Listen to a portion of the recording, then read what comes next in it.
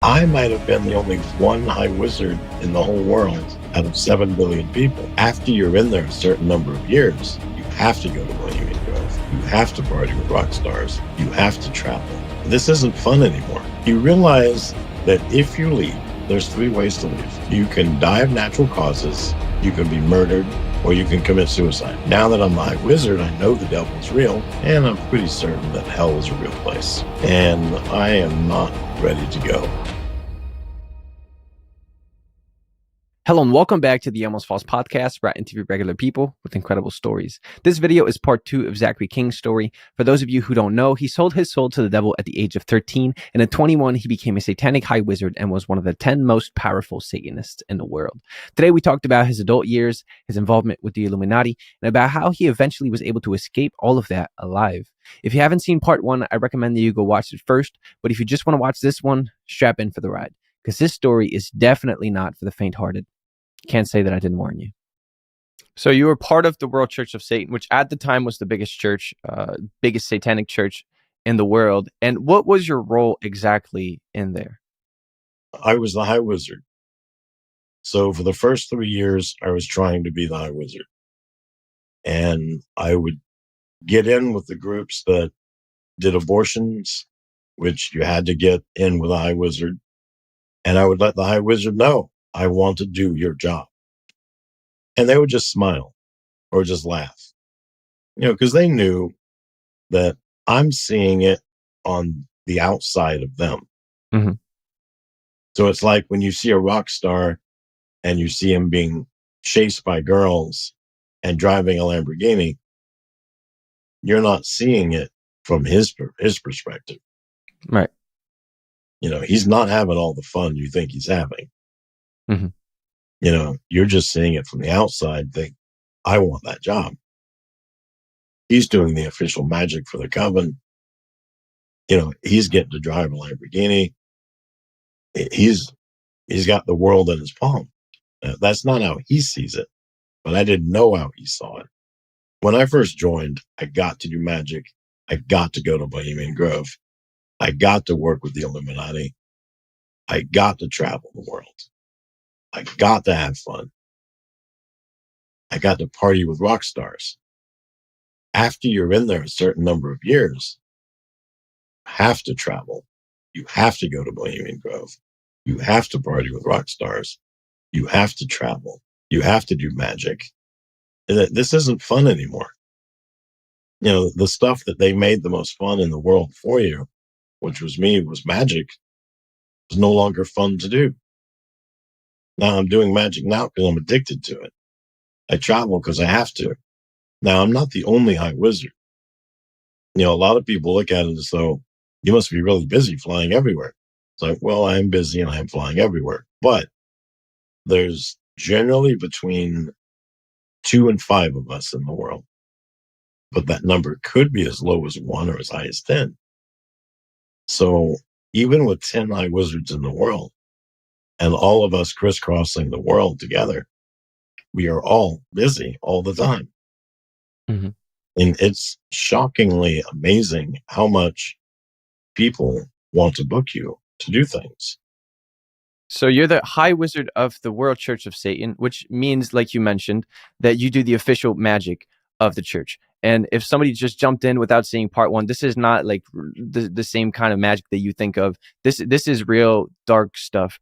And you are one of the, at least from what I understand, one of the 10 most powerful people in the world having that role. And you also mentioned in the last part that it is said that Satan handpicks you. So you ended up getting that from your past in the World Church of Satan. You also mentioned the Illuminati. So I would like you to explain how the World Church of Satan was or still is linked with the Illuminati. Can you kind of give an explanation of all of that together to kind of give us an idea of how these two things are connected? So the Illuminati is like, in a sense, they're like their own satanic coven. But there's not enough people in the Illuminati to run the world. So they need foot soldiers.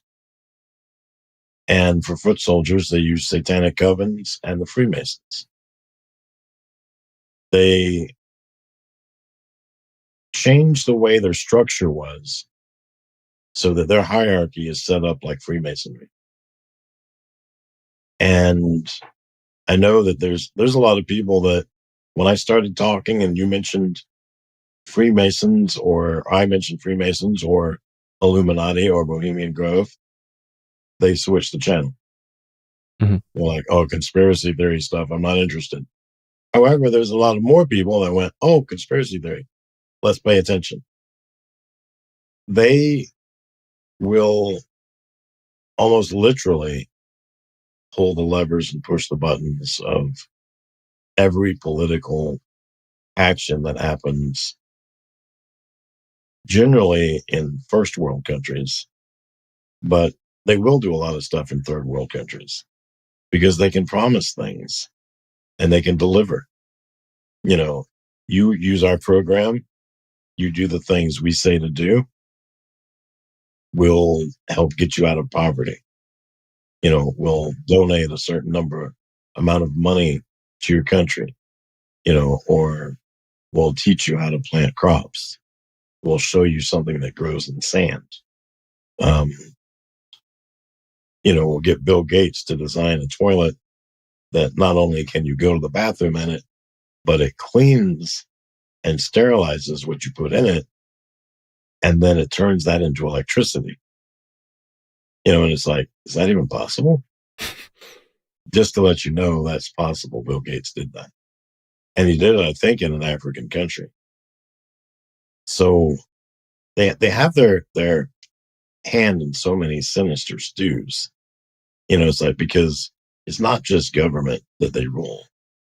Almost every rock star, if you're famous, if you're played on the radio, if people know you, and not just in your home state, but in all the states, the Illuminati probably made you famous. You know, when Taylor Swift came out, I told people she's going to go the same route as Miley Cyrus and Britney Spears. And you're like, oh no, she's so nice and she's a Christian girl and my kids love her. And I was like, well, luckily for you, she's so young right now that by the time she goes off the rails, maybe your children won't like her anymore because it's going to be probably 10 years from now. I said, but I'm telling you, she's going to go that route. You know, people are like, oh, no. She's Taylor Swift, clean cut girl. She's wonderful. So, as you know, Taylor Swift admits that she does magic.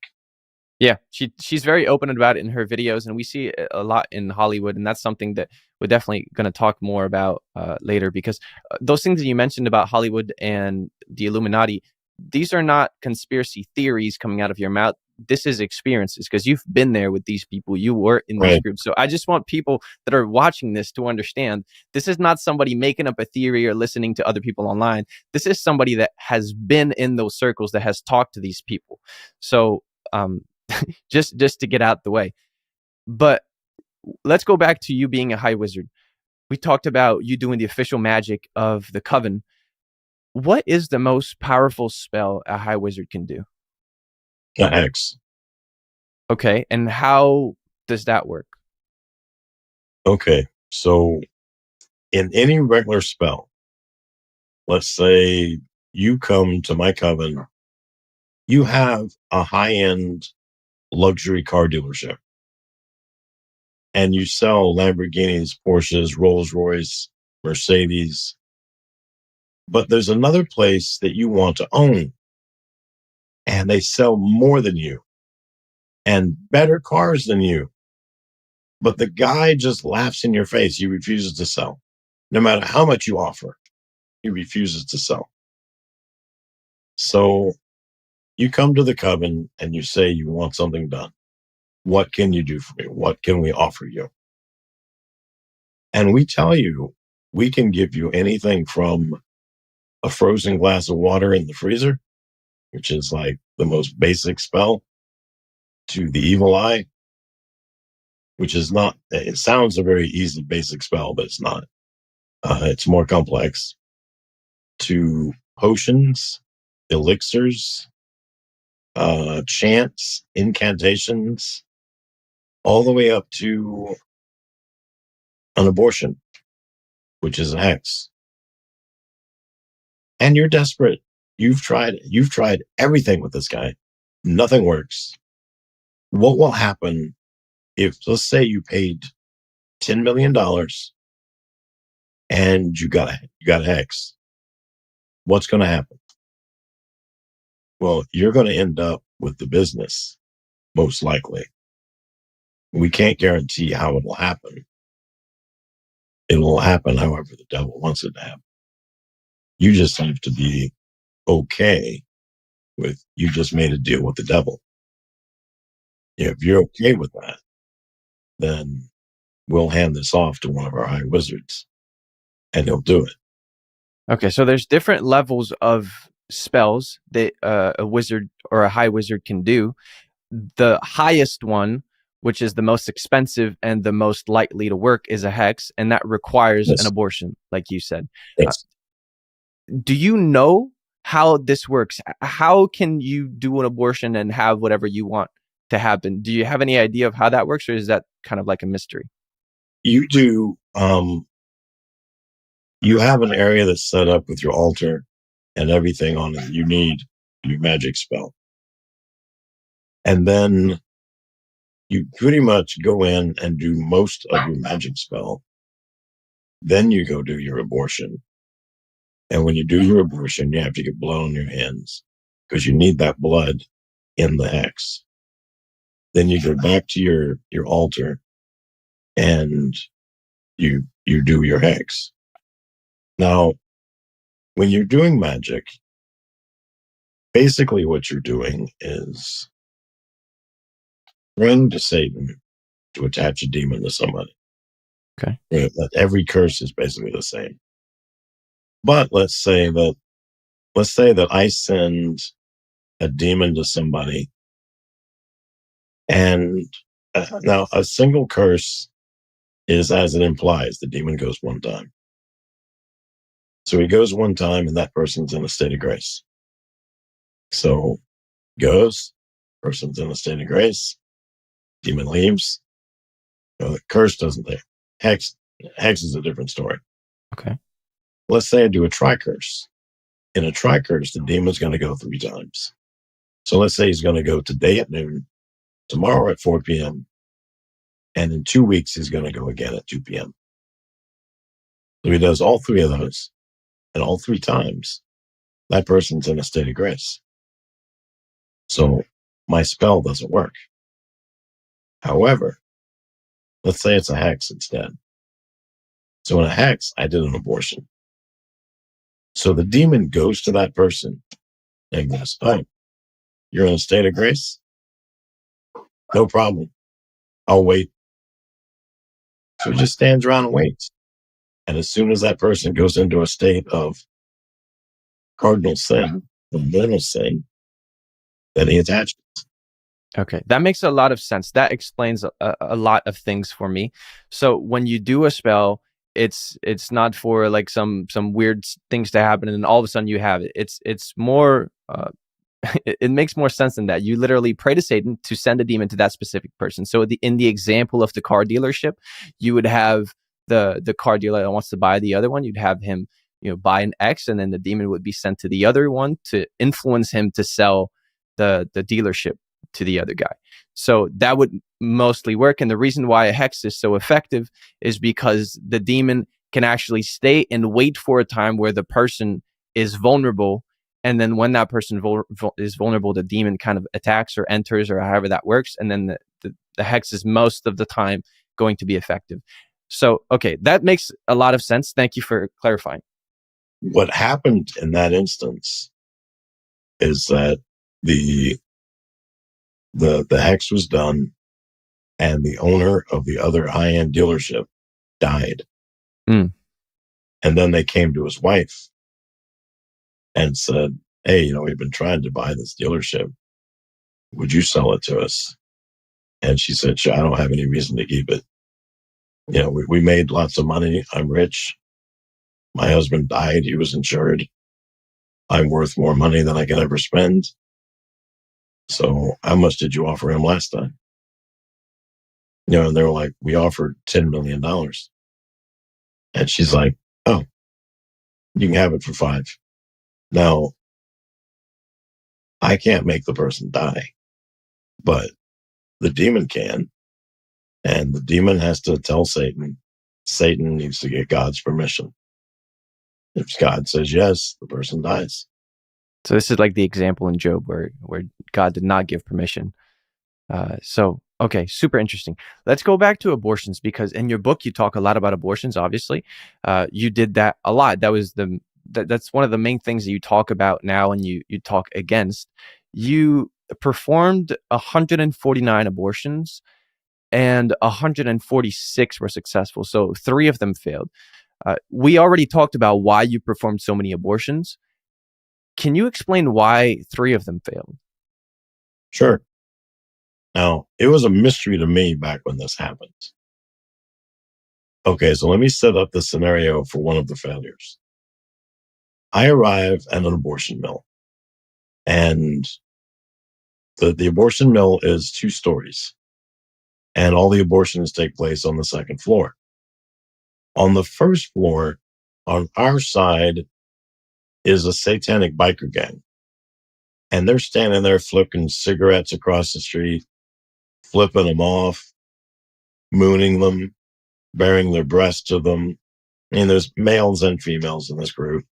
They're cussing out the people across the street. Now, the people across the street I've never been to an abortion mill like this. There's all these people across the street. I don't know what they're doing. Their heads are bowed, or they're walking around silently. They're having cigarettes flicked at them. People are cussing them. They don't seem to be care. They seem to be oblivious to everything that's being said to them. They're just on the other side of the street. There's just a little 2-lane road separating them. But they seem like if you gave them cigarettes to flick back, they wouldn't do it. Okay. And so I have an entourage with me. I get there in a limo. I'm in my uniform. I go inside. They tell me what's going on, send me upstairs. We get upstairs, and the room is set up. I have an altar already there. It's out of view of the people that are doing the abortion. You don't want to totally freak them out. I mean, it's bad enough they're seeing me. And they know that this person has already said, we can do this, this act where the satanic eye is going to come in. This person is a breeder, that she's already had like 9 abortions, and she knows what time it is. She knows that it's all Satanists that are going to be in there, and they're going to abort her baby to the devil. And she's okay with it. So we go in there. I'm dressed as the Eye Wizard. I put on a surgical mask and gloves. And we're getting ready for this abortion to take place. And I'm in there, I have a handler. And your handler gets you your sin. So if you like cocaine and hookers, he's going to get you your cocaine and hookers. But whatever it is you like, this is the guy that you go to. And he travels with me almost everywhere. So we hear the people across the street start chanting. And we walk over to the window, and it's these large jalousie windows with a big hand crank. And we can't make out what they're saying through the glass. So we crank open the window. And by the way, when they start chanting, all the bikers down below took off running and screaming. We didn't know what's going on with that. So we listened to it a couple of times, and then I start repeating what I'm hearing. I'm thinking this is where it starts, because they get to this part and they stop, and then it starts over. Hail Mary, full of grace, the Lord is with thee. Blessed art thou among women, and blessed is the fruit of thy womb, Jesus. Then says the second half. Holy Mary, Mother of God. And we burst out laughing because God's old. How old must his mom be? That's as far into that prayer as we got because we were acting too silly. And we're like, okay, well, crank the window shut again. And we walk back over to this woman. Hey, it's me, and I'm sorry for interrupting this amazing story, but I just wanted to remind you that we have extra content on Locals that you should check out, like the beginning of this conversation or the after show, which talks about the takeaways and practical applications of the testimonies. Go to almostfalse.locals.com or download the Locals app to get free access, unless you want to be missing out. Anyway, the links are in the description. Now, let's get back to the story. So it's me, an abortion doctor, and an abortion nurse. All I've got to do is get blood on my hands. We're totally ready to start. The doctor checks the woman and says, you're not dilated. She's like, what? He goes, you're not dilated. This abortion's not happening right now. This is like at least 6 hours away. Probably tomorrow. Might be tonight. What are you doing? I said, I'm flying out in a few hours. I can't come back for a few days. And he goes, we'll do the abortion tomorrow. I said, I can't come back tomorrow. I got other stuff to be. I had other things to do. And she's like, excuse me. And I'm like, yes. She goes, is this your first rodeo too? No, I've done this quite a bit. And she said, well, the baby's in the birth canal. You might want to go ahead and start. And, I was like, he says you're not dilated. I'm not really sure what that means. Okay. And so I don't know what to check for. I'm not a doctor. She goes, what do you do? I said, I'm not a wizard. She goes, and you don't know how to check. There's no, I don't go to medical school for this. And she's like, you need to get down there. You need to get busy. You need to get going. Stuff's happening. You're going to have a baby on your hands. Doctor checks again. Goes, not dilated. Baby's definitely not in the birth canal. And, she's cussing us both out. I mean, some of these words I've never even heard before. She's like, you guys need to figure this out and start. Doctor checks one more time. He goes, there's nothing going on. So before we continue, I have one question. This one was about to give birth. Is that right? Yes. Okay. And the reason why you wait so long for the abortion, is there a specific reason why, as a Satanist, you waited that long before? They wanted it to be a late-term abortion. And why? Because you're murdering a baby that would be viable on the outside if it came out. You're killing more innocents. So the principle is to try to do the most evil thing possible. And the worst thing is that the baby is about to come out and you just kill it right there, right? Right. Okay. So let's go back to the story. What happened? The lady wasn't dilated. She was cussing you out. What happened after? Me and the doctor are involved in a conversation about when can I come back? Because I can't come back till Friday, but I've got things scheduled up until then. What do you have scheduled? Can you get me another girl in here on Friday that would understand what's happening? And as we're having this discussion, we hear a baby cry. And we both look down and the baby came out. And I think the doctor said, I'll be damned. And then we have an attorney and a social worker comes in, and the nurse stays and takes care of the baby. And they get the baby ready for adoption. There's people waiting in line to adopt, and they'll be called right away. And it won't be a Satanist that takes it. It'll be somebody that's a non-Satanist that wants the baby that isn't going to kill it. And, then it was time for me to go. My job is over. I didn't get to kill a baby. So we went back, walked downstairs, got in the car and drove away. Eventually, I'm back in the office. And the office is in downtown Chicago. And I asked my secretary to pull all the files of all the failed abortions. Because I've had at this point, this was my third one.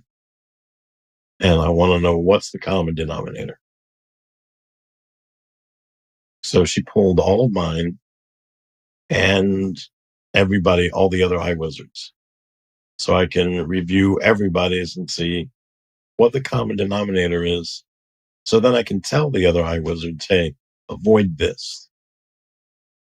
So the only common denominator I could come up with was that when they failed, they were happening during regular business hours. So between like 8 a.m. and 6 p.m. Okay.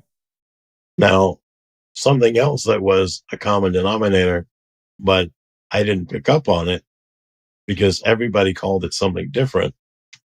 Everybody was saying, and people were outside praying Jesus beads, worry beads, prayer ropes, prayer chains. So every time there was a failed abortion, there were people outside the abortion clinic that were praying. Praying rosaries. But no one used the word rosary. When I cranked the window open, they were saying Hail Marys from a rosary. I didn't know what a Hail Mary was. I didn't know what a rosary was. I grew up Baptist. We didn't pray rosary. So here it is that everybody where there's a failed abortion, people were outside praying on their rosaries. Well, that's surprising and not surprising, depending on what you believe. I am not surprised because I have seen things like this happen. But it's a reminder for any Christians that if you pray, God answers and can definitely do things like this. And I think that's the reason why there's so much of a push against prayer outside of abortion centers. They probably have woken up to that, and now they're trying to fight against it. I wanted to go to something else that you kind of touched on. You mentioned that in the beginning, you got to do all these things. You got to go to Bohemian Grove. You got to hang out with rock stars. And at a point, you had to. It became part of a job. Right. Obviously, Satanism is based around the idea of sin. Were there ever sins that you did not want to commit, but you were forced to? When I do my talks, as towards the end of the talk, I compare my job to working in a candy store. Like not a candy store in the mall, but a freestanding building, something that has like 100,000 pieces of candy. And you're wondering, and all that candy represents sin. So how long is it going to take you to try every piece of candy? And how I compare that to regular sins is that there are some sins that are so disgusting, you're not going to do those. But you're going to try everything else. You're going to try all the sins you love. So all the chocolate you're going to eat and all the sins you've thought about, but you've never done. So the hard candy, you're going to try that. But that licorice is disgusting. Some of those sins are stuff you never do. Well, after 6 months, you've tried every sin that you like to do. Everything you like to do, you've done. At least once. And in another 6 months, you've tried the ones you said you'd never do. After a while, you settle on your favorites. But every once in a while, you branch out and try something new. Even if 3 years ago, you'd have never done this. But now you're so bored, you'll do it just out of boredom. It's like the Bible talks about we are slaves to sin. And a lot of people are going to understand this from the dopamine standpoint, but it's the same principle that if you continuously reward your brain with dopamine, it's going to want more and more and more, and you'll go to more intense things. What you're saying is that's what sin is. If you indulge in sin, you're going to get a taste for things that you never thought you would be interested in, and you would indulge in more and more and more, and it's a vicious circle. Yeah, there's a famous exorcist, Father Chad Ripperger. He has a great quote: "Sin makes you stupid." It's like the more you sin, the stupider you get. Till eventually, you don't see what you're doing as sin anymore. It's just what you do. Well, for you, it was slightly different because at some point you realized that something was off.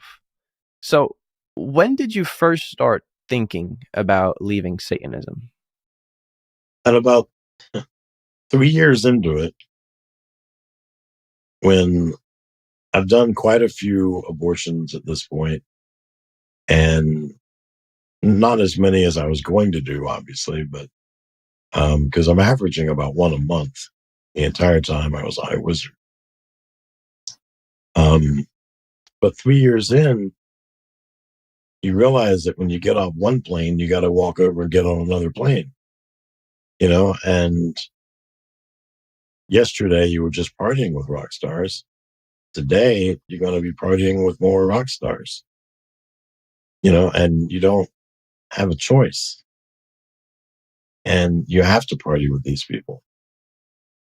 And, at the end of 3 years, you realize that all your clothes smell like the candy store. So you burn your clothes and buy new clothes, and they smell like the candy store. You dump your girlfriend because she smells like the candy store. You get a new girlfriend, she smells like the candy store. No matter what you do, you can't escape the candy store. After 5 years, you realize that your boss cannot create any new sin. Like a new candy bar comes out. You're all excited. There's a new sin. I'm going to try that. And you rip the candy bar off the wall and you tear into it and you realize it's a brand new wrapper on an old candy bar. A new drug comes out, crack cocaine. You are going to be the first on your block to smoke it. And you are. And right after you finish, you realize, wait a minute, this is cocaine. There's no new drug. It's just a new way to smoke it. Damn it, I was fooled again. So you got bored of the sins and of the what got you excited to become a high wizard in the first place was not appealing to you anymore. So you thought about leaving. Well, the question is, you were involved with the Illuminati and the World Church of Satan. How hard is it to leave the Illuminati? Because I imagine it's not just a thing where you just retreat and it's like, oh, nothing happens after. So how hard is it really? You realize at some point that if you leave, there's 3 ways to leave. You can die of natural causes, you can be murdered, or you can commit suicide. Now, all 3 of those methods, I believed I'd sold my soul to the devil when I was 13. So all 3 of those methods, I end up in hell.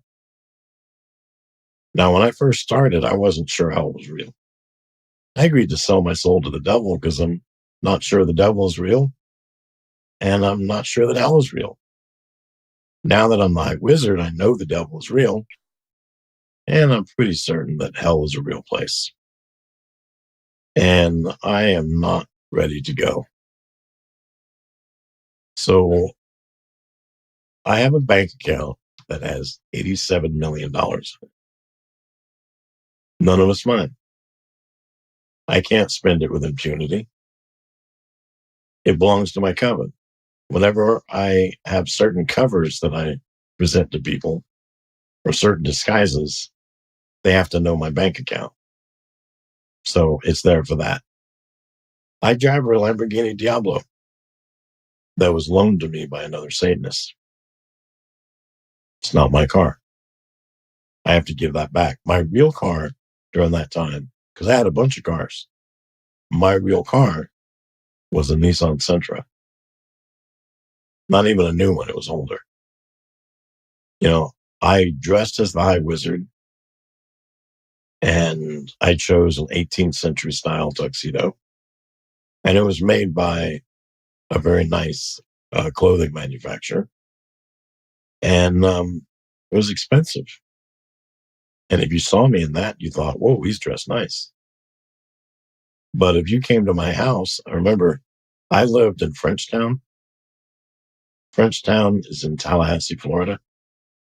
I don't know what it's like now, but back when I lived there, it was the ghetto. If you came to my house and saw me dressed, I was probably wearing cutoffs, flip flops, and a Metallica t-shirt. I didn't dress in nice clothes all the time. I lived in the ghetto. I drove a borrowed car. I had $87 million. It wasn't mine. My bank account had about between $235 and $265 in it when I was done paying all my bills. So you had no money, and you mentioned there's three options, and all three of them lead to you dying, and you have no money in order to get out anyway. So I understand the difficulty of that, to start with. But my question also is, because eventually you did end up leaving Satanism, but weren't you scared that your family was going to get targeted? Because I feel like that would be something pretty obvious if you tried to escape. If you try to flee, they're going to target your family. So what was your thought process about that? When I graduated college, by then I had been a high wizard for about 5 years. I stopped contacting my parents and my brother. I didn't contact any family. And when all you think about is yourself, and you're that selfish, no one else matters to you. Which really, I think, was to my advantage when I left, because I wasn't worried about my parents. Mm. There wasn't any indication that I had called them in like the last 7 or 8 years. I didn't send them letters. There was there wasn't much email back then. I had a cell phone, but I never called my parents on it. Now, my dad said when I came back, because I was gone from my parents for about 17 years, my dad said that somebody nefarious, he's not sure who, put a tap on their phones. Hmm. And he saw somebody climb the pole in the back that wasn't AT&T and was tapping the phones. So they still found your family, even if you hadn't had contact. They still found them and tried to find you that way. Everybody knew who my family was. They knew where I was from. They were trying to find me. And, they never found, because I never called them or did anything.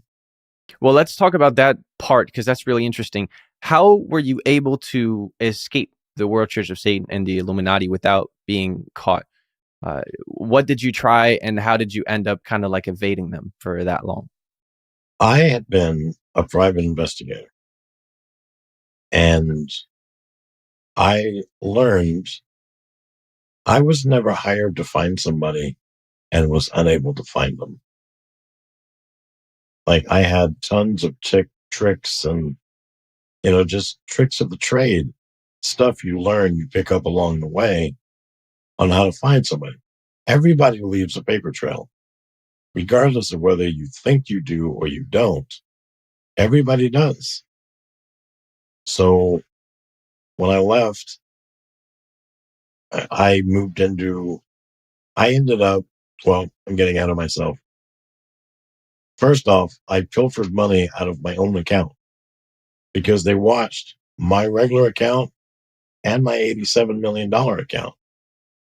I can't touch that account. And if I take any of that, I'm stealing. They can charge me with that. So out of my own account, every week, I mean, they knew that every week I took some money out of my account for like a candy bar at the grocery store. I'd take $10 out. Well, now I started doing $10 a week or $20 here and there, but I didn't spend it on a candy bar. I put it away. And I did that for about 8 months. And I sold a couple of things at home. Stuff that I knew this is like a high-end item. So, I mean, it's worth $1,000. Let's say I spent, I sell it for $800 instead. People are going to jump at it. I'm going to get $800. Okay. So, I'm doing things like that. Eventually I had a decent amount of money, just squirreled away, didn't put it in the bank, kept it in cash in my house. And then we had anything you wanted to go do, there's a Satanist that does it. Like I had a satanic doctor. So I made an appointment with the satanic doctor. And you jump up on the interstate and you get off on the last exit. And that takes you right to his office. So I made that appointment for 5 p.m. I'd be the last appointment of the day. And I jumped up on the interstate and just kept going. Didn't get off on the exit. Drove my car until I ran out of gas. Oh, I also took all my credit cards with me. Chopped those up along the way. And every town I'd go in, I'd just throw half of it away. And then when I ran out of gas, and then hitched a ride to the next town. When I got there, I sold my car for scrap. Had a backpack, packed everything that I wanted to take in my backpack, which pretty much was food, and got a Greyhound bus ticket. And this was 1999. So you didn't need a passport to get into Canada. And so I bought a Greyhound bus ticket to get me into Canada. Now, the reason I was choosing Canada is that it's very rare that I ever did anything as a high wizard in Canada. Okay. Interesting. So I figured it'd be a good place to hide. And when I got up to New York, Greyhound rejected me at the border. They wouldn't let me into Canada. Didn't give me a reason, just said, you don't have a passport. I was like, you don't need a passport. I got a driver's license. They didn't care. And they rejected me from the border. So I opened up United States Atlas, closed my eyes, put my finger down. What's Satan telling me today? Oklahoma. Landed on Tulsa, Oklahoma. So going to Tulsa. And so I went to, now keep in mind at this time that I am addicted to magic. So I'm still doing magic spells every day. But in my world, demons have to do what the high wizard says. So I'm telling the demons not to tell anybody that where I am. Because even though you're not part of the church, you're still a high wizard because the title is not given by the church, but it's given by Satan himself. Does that logic follows? Yes. And it's also, once you're made the high wizard, it's for life.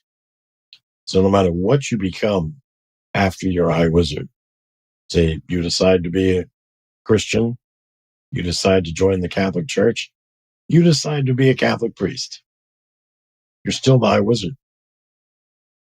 So no matter what I do, I'll always be the high wizard. So I went to Tulsa, Oklahoma. I lived 1 year off the grid, and then I lived 2 years on the grid. I changed my name, so it'd be a little harder to find. And I got a couple of bills in that person's name. And then I bought a car. And I tried to get into Canada again. And I got rejected again at the border. And again, passport. And this would have been like 2002. So 9/11 had already happened. And then I was heading back to Oklahoma, and a friend called me. I had a cell phone then, and he says, "Where are you?" And I told him where I was, and he goes, there's you trying to get into Canada? I was like, yeah. He goes, there's a border crossing near Vermont. There's no border guard there. You can just drive straight across. All right, I'm going that way. So I'm heading that way. I'm about 2 or 3 hours away, and I am suddenly just so exhausted, I can't keep my eyes open. So I find a rest stop and I take a nap. Except when I wake up, it's not 2 or 3 hours later. It's the next day. It's in the morning. I go to the bathroom, wash up, come back out, get in my car, drive across the border. It's only 2 hours away. Except when I drive across the border, the border guard pulls me over, searches my car inside and out, top to bottom. And while he's doing that, he's telling me his life story. I'm the first person he's pulled over. He's been trying to get this job for 3 years. And today is his very first day on the job. So if you hadn't slept in the car the day before, you would have went through. But because you couldn't control and you had to fall asleep, and that was a really long nap too, not a regular nap. And because it was the next day, now you got stopped. Right. So, and my first thought was, God has got a sense of humor. So he rejects me, and I have to go back into the States. And at this point, I am worth $18 and have half a tank of gas. And a friend tells me, some guy I met at a rest stop, told me about Burlington, Vermont. So eventually you got a job and you went up the ranks and got a different job at a jewelry store. And that's when your life changed completely. Because as you mentioned, you were still addicted to many things. You were still doing magic. So you had left the Illuminati and the World Church of Satan, but you had not left like Satanism or Satan's side. But now you get this job at the jewelry store, and this is an absolute miracle happens. So can you tell the story of all that happened that day? I was, like I said, still addicted to magic. So the night before I did my magic spell, and a lot of people asked me, "What'd you do that night?" I have no idea. I did magic every night.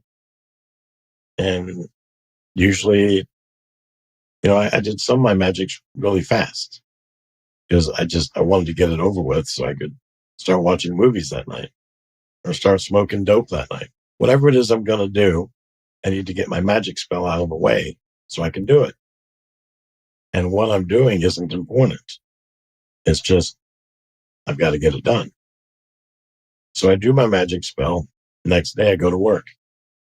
So as I'm there, this woman comes up. She wants to buy a pair of gold hoop earrings. And she describes them to me, and I present her with the pair. She tries them on. She's like, these are perfect. I'm just about to close the deal. And she says, actually, I'm shopping with my daughter. When I'm done, I'll come back and I'll buy these. Now, I've been doing this retail thing now for Sunglass Hut was about a year and a half. Finish Line was 11 months. Now here, I've been here for over a year. I know that when a woman says, I'm going to go shop, I'm shopping with my daughter, I'm going to go blah, blah, blah, and I'll buy the one and come back. What she means is that she's going to go find them cheaper someplace else. But this woman has an honest face. When she said that, I knew she was telling me the truth. She was going to come back. So she goes around the mall, and then minutes or hours later, she comes back. 3 hours later, she comes back. And now we're doing the transaction. And we do the deal. And we finish, and I've got her cash, and she's got my gold earrings. They're in the little bag with the receipt. Well, they're in the little bag. And I bring the receipt over there. And I say, there's an 800 number on this receipt. If you call that and take a survey, you might win $1,000. She goes, that's great. I've got something for you too. Oh no. Because what I'm expecting her to do is to pull out a Jack Chick pamphlet, tell me that I'm sinning, and to drop to my knees and beg for forgiveness. All the things I can't do because I sold my soul to the devil when I was 13. So instead of a Jack Chick pamphlet, she pulled out this cheap gold-colored piece of tin. This thing was so cheap that if you had a Pepsi can, you could have probably made 1,000 of them with the Pepsi can. And I'm looking at that. No one's ever handed me jewelry. I'm always handing it out. And, I sell fine jewelry. Piercing Pagoda is owned by Zales. So, it's owned by a decent jewelry store. I recognize cheap. What she's holding is cheap. And then she says the weirdest thing I've ever heard in my life. She said, the Blessed Mother is calling you into her army. And I'm thinking, Blessed Mother, Isis, Gaia. I grew up Baptist. Do you know how many names we have for Mary? One, it's Mary. Right. Now we have her name, Mary, but we have no titles. So no titles, one name of Mary. Okay, so you know pretty much nothing about Mary, and this lady comes up, which, mind you, you don't know her at all. She doesn't know you. She comes up and she says, the Blessed Mother has called you into her army. And then I imagine you're super confused. And what happens after? And then she says it's very powerful. Well, I know Protestants don't bless anything. So this woman's got to represent some female deity cult. I'm not interested. I've come from a couple of big covens. Her coven might be connected to mine, so I'm not interested in joining that. And I just kind of tune her out. I just go to my happy place. And then eventually I realize, she's got my gold. I've got her money. She made my day financially. This was win-win for both of us. Why is she still talking to me? So I tune her back in. And she says it's very powerful. No. See, now I'm taking this as she's challenging me. I'm the High Wizard. There's between 2 and 5 of us in the world. But the number could be as low as 1 or as high as 10. That means at one point, I might have been the only one High Wizard out of 7 billion people. That, my friend, is a power trip and a half. And you're trying to tell me this blessed, miraculous metal can touch me? So it triggers your ego when she says this is powerful. And now you saw this as just a piece of something that's not worth anything. But all of a sudden now you feel challenged. So you're up for it. And you want to show her that, you really are the High Wizard. She is kicking me in the ego. And I'm here to tell her there's no power to this. There's no mystique here. I stick my hand out for it. And she's all happy because I'm willing to take it. Now, my plans are I'm going to toss it on my floor or I'm going to slam it on my counter. Because at that time, I could feel something and tell you, your friend put a death spell on this. This has an order of protection on it. Your friend bought this in Goodwill, made up a fun story, but it's not true. So I figured I would feel of it, tell her that there's nothing in this. This isn't powerful. There's nothing here. And then, like I said, I'm going to slam it on my counter or toss it on my floor. And I don't care if she gets mad at me. I don't care if she returns the jewelry and gets her money back. Now, I'm all ready to tell her this stuff, except when I clenched it with my fist, my store and my mall completely disappeared. Everything's gone. This woman is gone. I'm standing in a darkened void. My feet are not touching the floor. And this woman that bought the earrings, I can still hear her voice. And she tells me about the magic spell I did last night. And that's of the devil. And I've split over 100 churches. And that's of the devil. And I've committed over 100 abortions. And that's of the devil. And she tells me about 8 or 9 other sins. And everything ends with, and that's of the devil. I might have been the only one high wizard in the whole world out of 7 billion people. And I did not have the power to hand somebody a worthless gold-colored piece of tin, transport both of us to a darkened void, and know all their sins.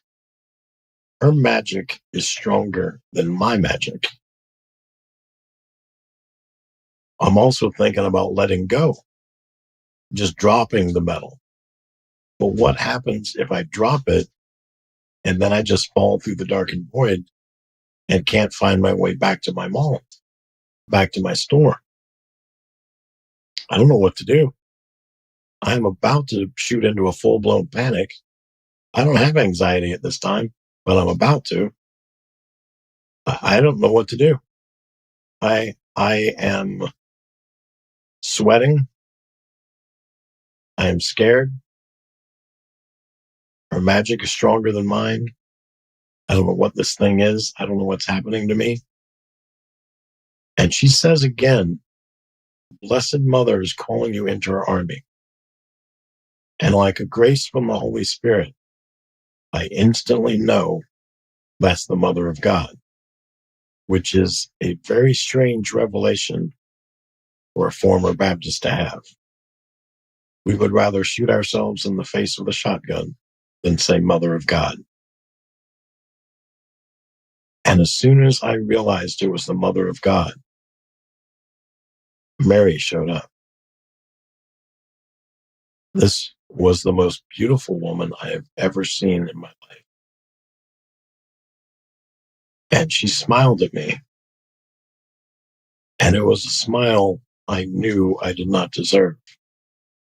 I was acutely aware of my 146 assisted abortions. And she took me by the hand that had the metal in it.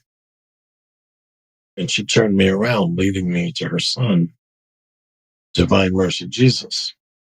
I didn't know what Divine Mercy was. I've got these rays of light shooting under me and over me and through me. And in that instant, I realized I did not sell my soul to the devil when I was 13. I realized that Jesus Christ was my Lord and Savior. I realized that all my magic, my New Age, my occult, my Satanism was false. And I realized everything Catholic was truth. And the Blessed Mother told me my job was to help her end abortion. And I opened my hand, and I'm back in my store, back in my mall.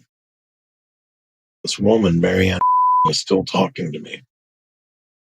She tells me where she goes to Mass, gives me the address. And she tells me that she's Father Joseph Whalen's personal assistant. And he's the busiest priest she knows. He doesn't even have time to talk to her, and she's the personal assistant. And while she's standing there, her phone rings. She looks at it. She goes, "This is Father Joe. I've got to take this." So, yeah, you just explained all that. Go ahead. So at that time, Father Joe was starting to go deaf. So he talked like everybody was going deaf. And she's like, "Hello, Father Joe. What can I help you with? Can you hand the phone to the young man you're talking to?" Certainly. So she hands me the phone. I'm shaking like Ozzy Osbourne. I'm like, "Hello? Welcome to the faith. Hand the phone back to Marianne." But hand the phone back to Marianne. He hangs up on her. Then her daughter comes up to the counter. She said, "Can you bring this man one of each of everything?" So her daughter disappears. Then we get 2 more phone calls like the one from Father Joe. Then the daughter comes back in with a paper grocery bag. It's got a bunch of pamphlets. Why do Catholics believe this or do that? A Catholic Bible, and like 125 Lighthouse Catholic media discs. And then when I got home that day, I was currently recently married, and my wife had been a disfellowship Jehovah's Witness. And I walked in the door and I was like, "Hey, honey, guess what? I'm Catholic now." And she said, "Of all the things you could possibly be, why would you do that?" But the next day, I started going to daily mass. And I brought my wife with me, and now my ex-wife, by the way. And at the consecration, I saw Jesus. I thought everybody in that room saw the same thing.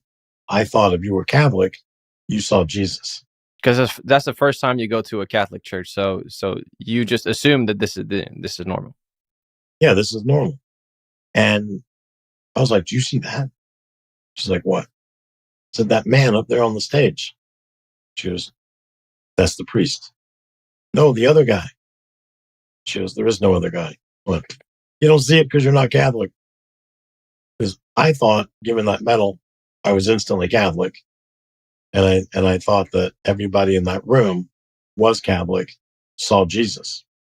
Also, I think it's important to mention that for you, you had been in the occult, you had been in Satanism for a while. You were used to supernatural things, Right. so it's not like something crazy that you've never seen. Well, I mean, you've never seen this before, but you've seen supernatural Right. stuff, so you're not weirded out by it. And I Right. guess it's become so normal to you that you assume that every Catholic sees the same thing. Right. To me, it was the best kept secret from me ever. Like, had I known that the body, blood, soul, and divinity of our Lord Jesus Christ was legitimately in the Catholic Church, I'd have went in there as a child and couldn't have drugged me out. I found out that there was a place called Perpetual Adoration where you could go see Jesus anytime you wanted. And I said, "Is there a sign up sheet for that? Do I have to like add my name to a list? And then 5 years from now, when my lit name comes up, then I have like a 4-day window and I have like 3 hours I can go in and see him. And then if I want to see him again, I got to sign up again. How does that work?" And they're like, "No, you just go." I'm like, "No, no, no. There's a line to get in to see Elvis and he's been dead over 40 years. And they're like, "No, you just show up." So shock number one, we were the only other car in the parking lot. Shock number two, there's no line to get in. Now, you're trying to tell me that I'm going to go see God in this room, in this chapel that's only big enough to hold 20 people. That should be bigger than a rock star stadium. Giant rock stars, it takes forever to fill the stadium and empty it. Why isn't it the same thing? We're going to go see God. Isn't he bigger than any rock star? He's bigger than the biggest rock stars. Why are we not filling stadiums to go see him? Yeah, and little do you know is that most people that go that don't see anything. But when you went there the first time, that was different for you. So then we open the door and it's me, my wife, Jesus and this woman. And then she says, you can't leave till someone else comes in. And bam, she's out the door. I'm like, why would I leave? I'm in a room with Jesus. So I'm sitting there anywhere from 30 minutes to 18 hours a day. And I tell people the most peaceful sleep I've ever had in my life was falling asleep in adoration. I was asleep one night. I was working long hours, and I went in there, and no one showed up for the next shift. I don't care. Don't show up. I'll stay. So I stay, and then I stay for another hour. Now, I haven't been to sleep in over 24 hours, and I'm starting to fall asleep. I'm nodding off. And I told Jesus I didn't want to get caught.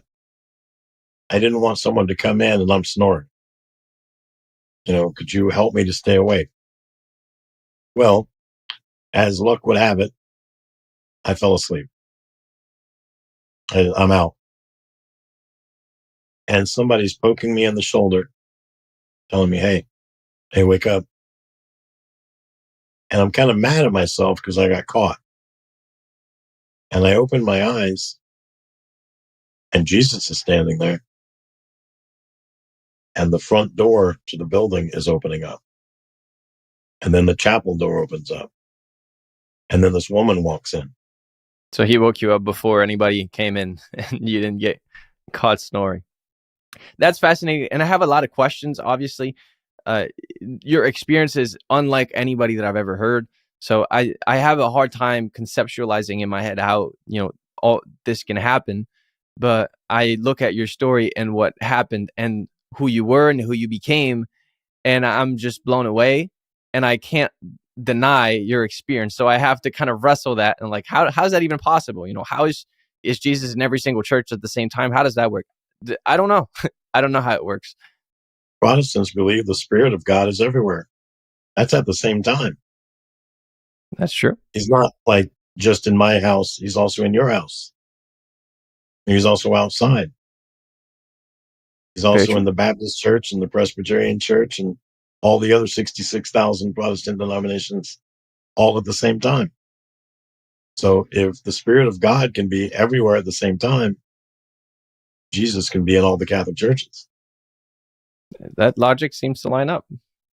So let's move on to other questions, because I have questions about your conversion because of who you used to be and how intense it was. And your conversion was as intense, I would say, as, the stuff you used to do before. But since you were involved in so much Satanism and so much witchcraft, I would imagine that you faced some pretty serious spiritual attacks once you became a Christian. Do you have any examples of that, or is that something that you had to wrestle with? We were on tour, I think it was around 2011 or 12, and I was in a hotel. My wife back then was King.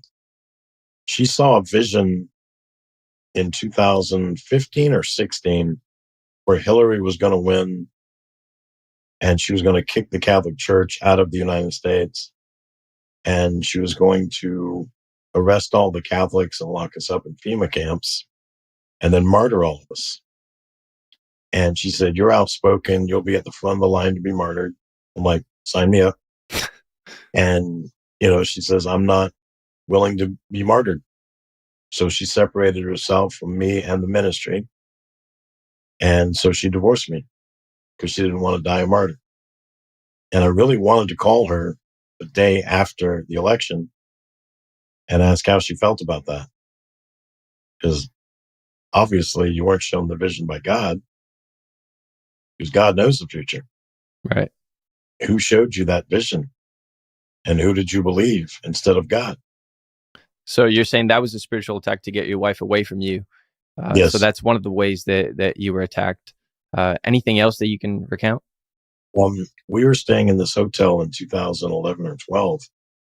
So I wear a pretty big crucifix, and it pulled off of my chest out in front of me and then got yanked off of me and fell on the floor. And she watched that happen. And she's like, "You still gonna take a shower?" I'm like, "Yeah, I'm wearing a brown scapular. If I die, I'll be fine." I love that attitude. This is the kind of thing that I would expect from a former high wizard like you to be facing. So, uh, I mean, I'm not surprised that you had to go through that. But another question I have is, how are you still alive today? Because obviously you came out, you're public about your old life. Why are you still here? Because Mary is stronger than the devil. So supernatural protection, essentially. That's what you're saying. Yes. I think that's the only explanation possible, because I think by now, if they wanted to find you and get you, they would. But it seems like something is stopping them somehow. I give my name when I did that kind of stuff. When I was in child pornography, my on-screen name was Tommy. When I was a high wizard, you don't you don't operate under your real name. There's no high wizard named Zachary King. There's Tommy was the high wizard, or Charles, or Royal. Every high wizard has a different name. And I don't know how they picked them. I just picked the name Tommy because that had been my porn star name. So they know if they can find Yeah. you, but somehow Right. something is stopping them from doing more. So okay, well that's really interesting. There's also an interesting story that we talked before we started recording the other day, because people might not be able to tell even if they're watching the video, but you became blind soon after your conversion. Can you explain what happened exactly? Somebody sent me an email and they said that I seemed arrogant. And so I asked my ex-wife, "Am I arrogant?" And she said, "No." I said, "Why would this guy say this?" And she said, "Well, when people come to see you at a conference, sometimes you're the only one there. They're paying to see you. And during the Q&A, everybody has a question, and you're the only one there to answer the question. And you're very confident when you answer the question. You know the answer." She was, "It's very rare that you don't know the answer." And I think maybe somebody mistakes your confidence for arrogance. She goes, "But I don't think you're arrogant." So I called back then every priest I knew, still a pretty good number of them. And I asked all of them, "You were with me for 3 days or 2 days or one day. You spent a week with me. Am I arrogant?" Everybody said no. I even had priests tell me, "You can't be arrogant and do the job you do. You have to be humble." So I prayed to God and I said, "I don't want to be arrogant and I don't want to be perceived as arrogant. So if you could help me to stay humble, I would appreciate that." But I followed that statement up with, "But could you not do it in the way you do everything else? Like, I know better than to ask for patience, because then you try my patience until I practically want to kill myself." That's the story I've heard from everybody that's ever asked. I've heard people say, "Oh, you don't want to ask God for things." It's like, if you want the gift, you want to ask God for it. Right. I mean, if you want the gift, why would you not ask? So I asked. And the very next day, both of my retinas detached. And you realize suddenly that you are blind now. There's some surgeries that can put it all back together.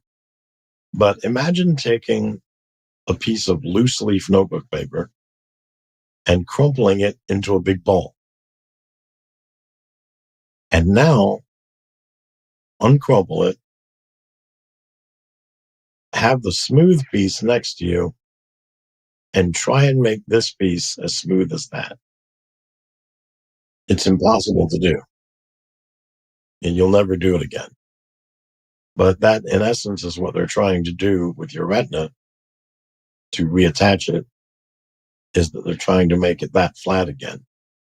So since that day that you prayed, actually the next day after that prayer, you've been blind, and obviously having that disability, it forces you to be humble because you need assistance for a lot of things. Everything. There's a time when sometimes the rest stops don't have a family bathroom, and you have to wait by the men's room. And my assistant is a woman. She can't go in the men's bathroom. I can't go in the women's bathroom. So I have to wait for a man to show up. Now, my entire life, my dad warned me, don't trust truckers and don't trust bikers. Both of them are looking to kill you, rob you, rape you, steal everything you have. They're bad people. This guy came up. We could hear this guy coming from 5 miles away. My wife looks at me and goes, "What's that?" I said, "That's going to be my assistant." And all of a sudden, this big, fat Harley pulls up. It's that guy. It's the guy we've been hearing for 5 miles. His upper arms are bigger than my upper thighs. And he looks to be maybe in his 50s. His beard is all white. His hair is all white. And he comes up. He's almost up to us. He's looking down at the ground the whole time. And she says, "Excuse me, fine sir." And he looks up. He's got a twinkle in his eye, big smile on his face. She said, "Could you help my husband go to the bathroom?" "Certainly." So he takes my hand, puts it on his arm like you would lead a blind person. So like he's done this before. So he takes me in, opens the door, tells me to wait right there. He goes inside, asks me if I'm going to be sitting. Yes. He puts the seat down, cleans it off, tests the lock, and then tells me this is how you do the lock. Okay. He said, "Now when you unlock it, I'll be standing right here." I said, "Dude, I've been on the road for 6 hours. You don't have to wait. I'm going to be a minute." And he goes, "That's fine. I'll wait." So I go in, I latch the thing, I go and I sit on the toilet. When I came out of my stall, he's standing right there. He leads me so I can wash my hands. He helps me dry my hands, takes me out the door. I told him, "You didn't have to wait for me. I knew the sinks were here. I would eventually discover how to wash and dry my hands.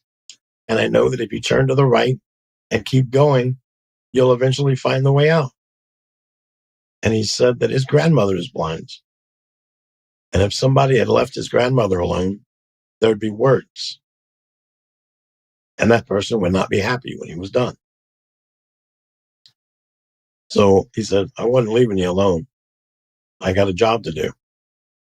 So he leads me out, back out to my ex-wife. And I'm going to pull out my rosary and tell him I was going to pray for him tonight. But before I could do that, he pulled out his rosary and told me he would pray for me tonight. And I pulled mine out and said I'd pray for him too. And he said, "God bless you." And he walked back to his bike. He showed up at the bathroom to take me to the bathroom. He didn't go to the bathroom. Wow. I told this story to somebody yesterday, and they said, "That's your angel." Could be. Could be. Angels can come in different ways, and sometimes they come in ways that we wouldn't recognize that they're angels. So it definitely could be. That's an example. Anytime I've got to go to the bathroom, I have to humble myself to ask. Because sometimes you have to interrupt somebody because they're the only person that you might know in that room. So I can either ask a total stranger, "Can you take me to the bathroom?" Or you got to interrupt the person you know to ask them if they'll take you to the bathroom. Yeah, that is quite an exercise of humility. So it keeps you, it forces you to be humble, like you mentioned before. And I'm fascinated that you're still able to run a ministry. You have a ministry, a website. You talked at a bunch of different places. You give conferences, like you mentioned. So I'm, you know, very impressed that you can still do all of that. I'm sure that your wife has a lot to do with it as well. And Yes, also your ministry is.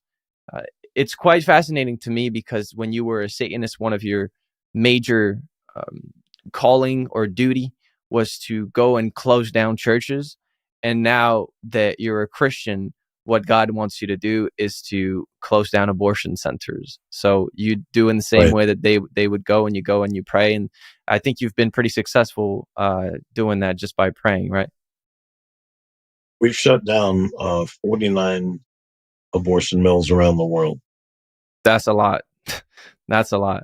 Well, the average abortion mill does 1,500 abortions a year. So I'm saving 75,000 babies a year. When you look at it that way, it brings a different perspective to it. Well, thank you for what you do. And if anybody wants to support Zachary, I'll leave the links in the description. He didn't ask me for anything, but he's done so much in my life, and he's such a generous man. So if you want to support him, I'll leave the links. He's got a book. He's got other stuff on his website, or you can just donate to him. I've never said that in a video before, but I encourage people if they feel led to go support you. I have a heart for you and the things that you do and the things that you've been through. So I thank you very, very much for being here. We're going to talk about more of the spicy details about Bohemian Grove and Bill Gates and that kind of stuff. But that's going to be a different video. I can't put that on YouTube. But I wanted to thank you so much, Zachary, for being here. And I have a final question for you before we move on. From all the years that you spent as a Satanist and in the occult, in the Illuminati, what's one thing that you've learned that you would want the world to know? It is impossible to sell what you don't own. I get so many calls from people that say that it can't be redeemed because they sold their soul to the devil. And I say, no, what you have done is given your will to the devil. You can't sell what you don't own. And since you don't own your soul, the only Right. selling of your soul that you do is a fake one. It's a counterfeit. And it's just to trick you Right. into doing a bunch of things that you wouldn't do otherwise. And then people ask, you know what, how do you know you can't sell it? Like, well, you don't own it. You may have heard God died for you. Jesus paid the ultimate price for your soul. You know, you can't loan it, you can't lease it, you certainly cannot sell it. Hey, thanks for watching, but this is not the end. Zachary and I had a 45-minute conversation about things that certainly would get us banned on YouTube. I'll give you a few hints. It had to do with the worldwide virus, a former president and his wife, and a very peculiar pizza shop. If you know what I'm talking about or would like to find out, then head over to Locals where you'll be able to hear the whole conversation.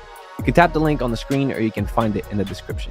I'll see you there. But until then, have a good day and stay blessed.